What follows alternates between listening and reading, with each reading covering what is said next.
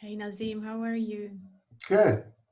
Not too bad, right? Not too We have bad. this Not too bad. weird question right now, I but know. yeah, just dealing with the circumstances. Yes, as of 3 weeks, we're going on to almost four now. I mean, since it all kind of started. Yeah. So, yeah, you're based in Milan, so I I I'm think, based in Milan, Italy. I've been living here for 27 years. Moved from America, married an Italian from Milan, and we live here. And we have a daughter who is 25. wow, yeah. Yeah. And I had to like retrace how we met, and we met on Google Hangouts. I remember when Yes, that we was still a started. thing. Yeah, we started on Google Hangouts, Yeah, yeah. and, And and then I then came to visit you together with that's your right. husband, Tony, and I had the chance to meet you guys here in Milan, which was very nice. We went to had a nice glass of wine, and yeah, you introduced us to Negronis. I think that was the first. that's right. That's right. Yeah, the dangerous combination. Yeah. I wanted to get you on here to, kind of talk about the how you lived through these 2.5, 3 weeks. Okay. The situation is right now in Milan, and this shouldn't be like an alarming kind of, No, no, panicky no, episode, no. but just really talk about the reality of the situation and yeah. Okay. Yeah. Basically, for those who do not know, I have a digital agency here in Milan, and I'm also a consultant for a company that designs cruise ships, which is located down in Genoa. So about 4.5 weeks ago, when the first things started happening close to Milan and Codogno and Lodi, I decided to come down by car down to Genoa with my wife, and I said, let's go by car and avoid the trains, because I was a little bit foreseeing that if it reached Italy, it would, we would start having to take some considerations. I stayed down in Genoa, and I helped the office go towards remote working. And then about 2 weeks ago, I had a feeling that they were going to start putting everybody on lockdown. So I said I might as well go back home to my family in Milan. And I took a train on Thursday, which was very strange because it was an empty train. I was the only passenger. There was not even the ticket control guy. Oh wow. And so I documented that on social media, and people were like, wow, this is pretty serious. And we've been on lockdown. This is the third week we are going on lockdown. And Italy, I think, has decided to do the lockdown in a very strategic. First, they kind of started like, because it has an impact on the economy of each country. So they started saying, okay, we're going to lock down certain things, but bars and restaurants can stay open if you keep a distance of 2 meters.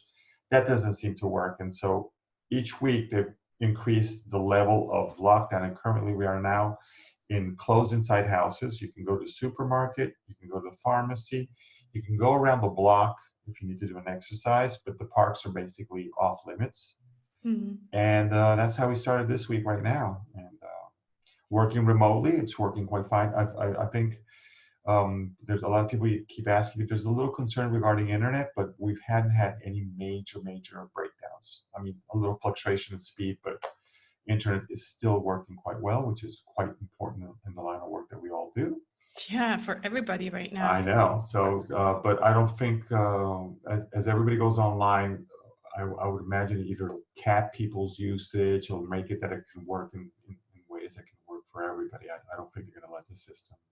How did people react when the government said, okay, now the school's closed, and then the following week everything's closed, and now you're not Well, I allowed? can I can specifically say in the case of our office, when they first started the first closure, obviously we have architects who are female. They were all concerned about now what are we gonna now what am I going to do? Do I have to the kids staying at home, young kids are staying home. Do I have to get a babysitter? Do I have to deal with this? Do I have all those realities that before because with lockdown there was a kind of initially there was a movement that you could go and take care of certain things, but now the lockdown is quite severe.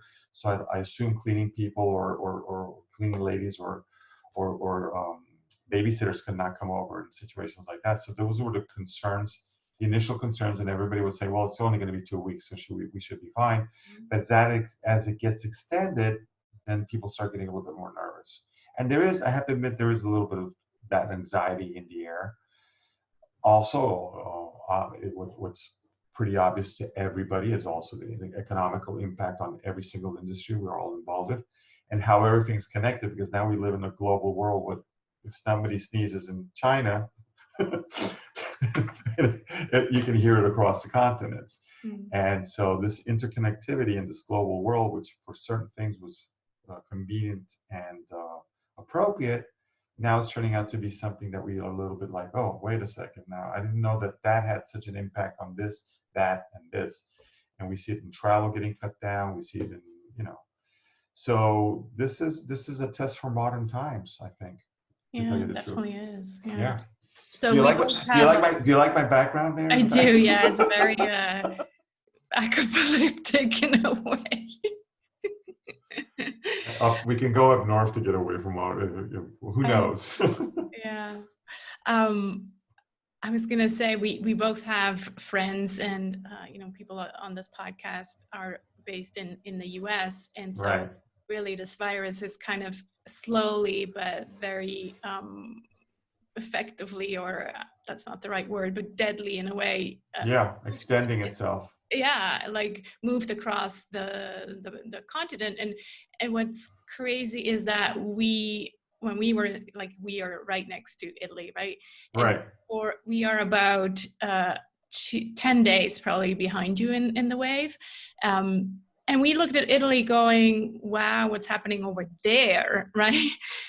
Until it hits you, I don't think you realize. No, you don't realize that's till gonna hit it hits you. And then we watch the news in the evening, and we see the what do you call it? The overload on the medical on the hospitals is incredible. I mean, I really find it hard to believe that there's any system that can quickly ramp up and cover such an expansion of contagious patients in such a. I mean, it's very difficult, and I think it's going to be a problem for just about every country. Mm-hmm. And my hope is that every country will, because yesterday I was watching the news, and some patients were sent to Germany for treatment because it was not enough space here in Italy. So slowly countries are realizing that instead of blocking up and stuff, we maybe have to open up a little bit, and as much as you can help each other out. Elaborate, yeah. So I'm hoping that also in America, this kind of opens up in that sense. I don't know. Each country has its, the leaders that we voted for, and we're in their hands right now. So we're hoping that each one of them knows what needs to be appropriately done. Yeah, and obviously Italy has been kind of this reference where the whole world was watching what was happening in Italy. But let's face it, we are now, we've rode this wave, and now slowly they're starting to say, okay, well, there's a little bit of slowdown in Italy. I'm looking forward. Watching some other country, and of course, my fear is that it is going to be the U.S. Yeah, New York especially. I'm a little bit concerned about New York in that sense, because it's pretty similar to Milan. They're saying in regards to how the numbers quickly ramped up. Hopefully, we're going to be watching the numbers tonight, because we've had 2 days in a row of the beginning of a drop. So if that trend keeps following, then hopefully the whole idea here is to try to alleviate the hospitals and the health personnel that are just putting in incredible hours to do miracles, trying to do miracles. Yeah, what I was hoping to do also on this show is kind of, what could we share, since we're a bit ahead of the curve? Yeah. Could we share with our friends in the US and maybe the UK and some other countries where there's still time? And yes, you said, listen to our leaders, but I think it's also a time for us now to self-lead ourselves, say what is right for us. I mean, exactly. The beautiful thing that we've said, and this is to be on the optimistic and the positive things that are coming out here in Italy, is that in the last 3 weeks, we've expanded to our neighbors across the street. There's been a lot of emotional moments where it started out with the singing on the balconies, obviously, and stuff like that. But then our neighbors got in touch. Everybody's in the building gets in touch with everybody else. You need this, you need that. Even if we cannot contact each other, people leave notes and say, okay, listen, if you need, I can go to the supermarket for you, because there's some people in this building who have a certain age, and we know we're not so sure that they, so there's a lot of that going on. And then what I've noticed with our friends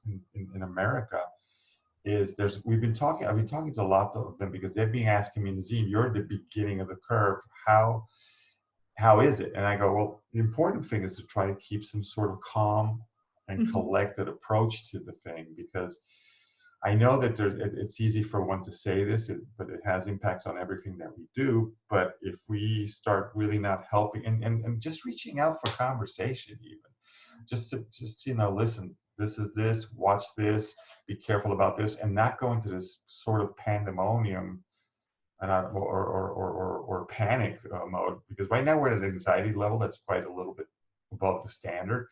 But you have to look and see, okay, what can I do during this downtime? I can maybe, apart from remotely working, I can maybe learn that course that I was not able to find time to learn about, whatever specific interest you might have, either work related or even a hobby. I mean, I don't meditate, but my wife's like, you should start looking into meditation. I'm like, yes, that's a great idea. So filling those spaces in with positive things, and also expressing that to your friends abroad through social media, which is one of the best things. I mean, we're able to chat and send messages back and forth, and without, obviously without a level of like, but at a level that I'm here, I'm present. If you need me, just, give me a holler. Right. Yeah. Yeah. And I do find that we see more of these collective kind of projects or people helping each other more. And I was almost, like very emotionally touched by an email from Airbnb Italy, who shared that they're looking for people, leaving their homes available for the medical. Yes. Yeah, of course. A great initiative by Yeah. a private company, right? Exactly. I think there's going to be more of that. And I heard on Tim Ferriss's podcast just the other day that he's encouraging, shout out, please, companies, wake up. He's, mentioning the Hilton and all these hotels that are now empty. Well, they're empty. Exactly. Step up and say, exactly. hey, we're able to help. Yes. So those things are all the positive things that can come out of this. And obviously, it's going to be, I think it's going to be a little bit longer than what people are, were initially saying, oh, it's just going to be 2 weeks, 3 weeks, and then everything by the summer will be, who knows? Who really knows? It's a virus. It's very infective. And, looking at the past things that, different presentations from Bill Gates and everybody years ago, it was due to come sooner or later. This is right now our, something to deal with that is putting turmoil in the world economically, but we have to kind of keep a focused perspective of everything and look at everything with a positive outlook. I've always been that way in just about everything I do. And let's see where we go from there. In a way, it's a fair virus, at least, because we're all in this together. That's not just a hashtag. It really is the case. This one time, right? Exactly. And I remember my friend, my Italian teacher in Sicily, she, at the beginning, they were kind of like, there's kind of this tension between the North and the South. Yes. And they were like, oh, isn't that interesting? Usually the North always points at the South and says, you bring in all the foreigners and all of that. And so now this virus, they said, the virus traveled first class, meaning exactly. That's a very good point. The rich people basically brought in the virus, which is an interesting approach conversation as well, right? It's true that people, those people who travel for business, they are also the ones who spread the virus everywhere. I know. We're not pointing fingers, but we're just saying, I know. Look, this is not a poor people virus that we all have to deal with. So in a way, it really means we're all in this together. Exactly, and I think hopefully that those thoughts will be going away, because also initially when we started about 4 weeks ago, there was little incidents where people were like, against Chinese people on the street, they were like harassing them because oh, you brought this to our country and stuff like that, and everybody's like, are you kidding me? Yeah. So that has, I think it's kind of faded away. But sometimes the leaders put the fingers on like blaming stuff and like that. And I think that that's got to be brought down a level, because that can escalate into things that we really don't want to see. Yeah, exactly. It's not one country's or one person's No, no, fault. no, So no. yeah, yeah. How Oh. can we end this with a positive note? Let's end it with a positive note. Yeah. Why don't you Okay. talk about the singing, because that's probably the Well, the one singing thing was that oh yeah, the most singing was, people remember.